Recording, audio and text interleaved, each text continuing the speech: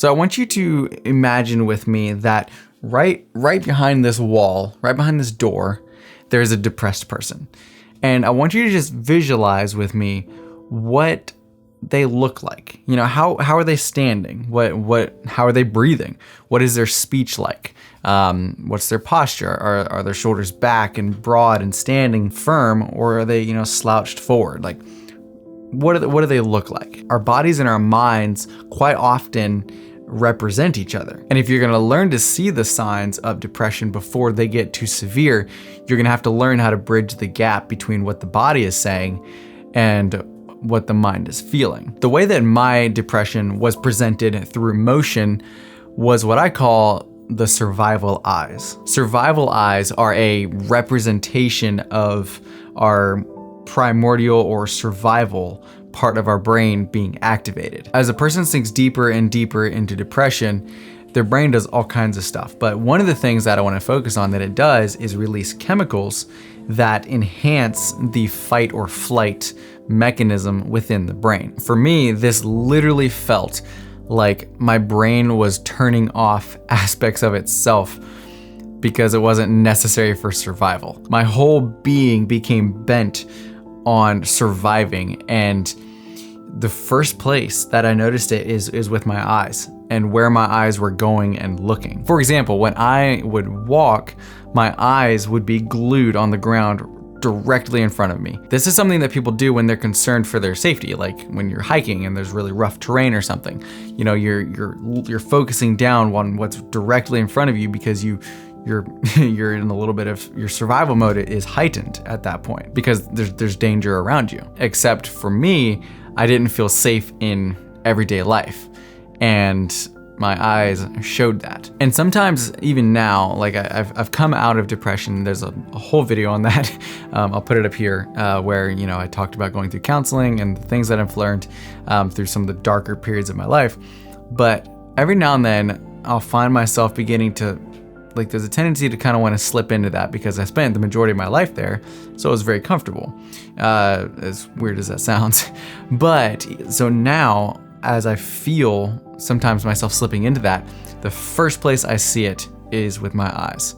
Where am I looking? Because you look where you want to go. And when you are in survival and you feel unsafe, you're focusing on every single step. And when you're in a healthy state, you look beyond that to your destination. And what's interesting is the first place I noticed this, even now, is whenever I took up running.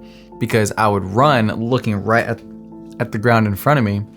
And I realized that in order to be a successful runner, as other runners are, I had to watch them and see how they did it. And they're looking to their destination. I would very seldomly make eye contact unless I was being threatened or maybe if I was lashing out at someone, which is another form of survival. My brain was basically saying, hey, don't make eye contact because, it's not safe. Someone might be able to see what's going on underneath the surface and see who you really are. Or they might take it as a challenge, or they might just think, hey, that person wants to talk to me. And I kind of wanted to avoid all of that. The next way that my motion gave way to my emotion was through what I call the turtle shell effect. At the beginning, I asked you to imagine a depressed person. And so go ahead and call that image back to your mind. Now, where are their head and shoulders? I like to call attention there because that's usually the first place that you'll see this turtle shell effect. The shoulders kind of come up and the head kind of sinks down. Almost like a turtle pulling in on himself, trying to protect his head. A great way to see this is to think of a football team as they're running out onto the field, right? Beginning of the game, shoulders are back, chest is out, head is high. They're pumped, they're excited, they're confident going into that, right? Now, when that team loses and they walk off the field, what are their shoulders and their heads doing then? Totally different vibe. They're down like this, they're walking, they're beaten. You can see it all over them and they almost have that turtle shell effect. And the reason why I bring this up is because it's another version of survival that the brain enters. And this is what people do when they don't want to be seen, when they don't want to be noticed. And for me, I wasn't nearly as outgoing. And so this was way more prevalent for me, especially around the people that I knew. My brain was literally attacking itself and that survival mode showed through my bodily actions. And if you study body language, you'll learn that this is often seen in children who are being abused. When their abuser is nearby, the child will try to pull in and almost like he's hiding in plain sight. And we know why they do that. It's because they're trying to survive. And even when I was talking to someone, and this kind of goes back to the survival eyes, I would rarely make eye contact. Most times I was just trying to end the conversation so that I could leave. I'm done telling you about these specific signs that I personally had, because those two were the most obvious and the biggest ones that I had. I tell you those because it's important to have something specific to visualize in your mind. But there's something larger I need you to grasp here.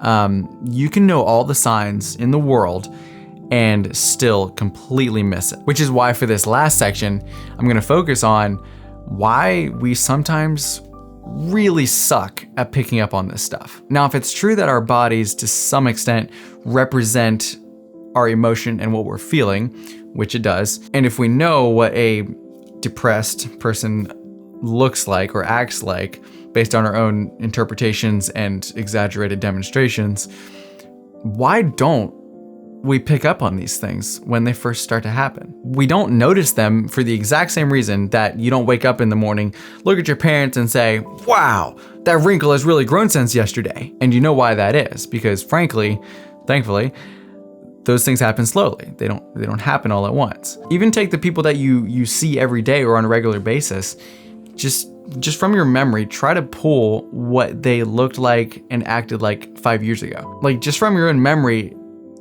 I would almost guarantee you can't pull up an accurate representation of the way that they were. But yet in the last 5 years, they have changed dramatically. This is how the people we live with, or at least interact with on a daily basis, can undergo dramatic, life-altering change, and it'll completely go without our notice. And then something happens to snap you back into reality.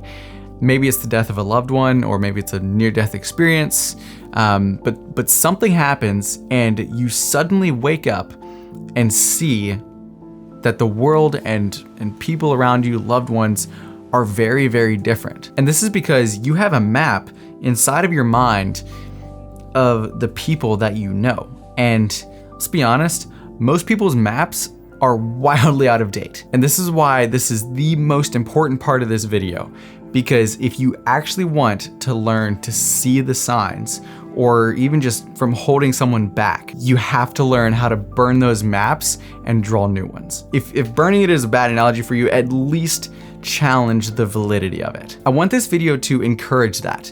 I want it to be a snap that helps you to begin that process. And I can guarantee you that your relationships will grow, and that you'll view the people around you more profoundly and appreciate them more. And I'm in the process of doing this right now, because you can know someone for years and not actually know them. I had to do this with a close friend actually pretty recently.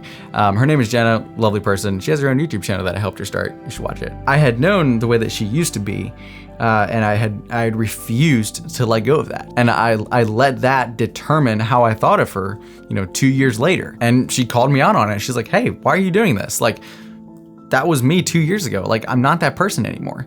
And it sucked.